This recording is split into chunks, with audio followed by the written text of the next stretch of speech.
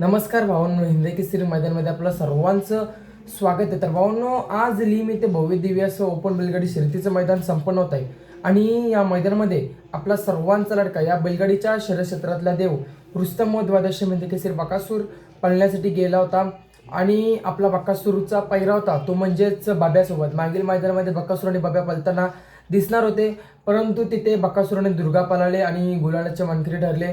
त्याचनंतर भावांनो, आज नियोजन झालं। आज लीम येथे भव्य दिव्य असं ओपन बैलगाडी शर्यतीचं मैदान संपन्न होत आहे। तर या मैदानामध्ये नियोजन झालं आणि गट क्रमांक 8 मध्ये पळाले। भावनो, घरच्या साजारा आपल्याला पळताना दिसला आणि घरच्या साजाने गट क्रमांक 8 मध्ये पळून निर्वाद वर्चस्व पटकावलेलं आहे।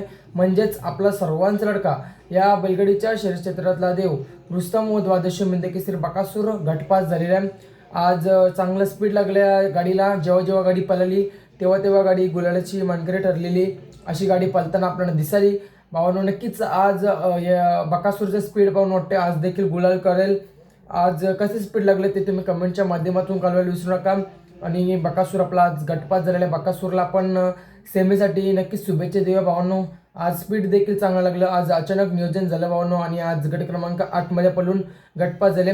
तर नक्कीच भावांनो, व्हिडिओ आवडले तर चॅनल सबस्क्राईब करा, व्हिडिओला लाईक करा। भेटूया पुढच्या व्हिडिओमध्ये। धन्यवाद भावांनो।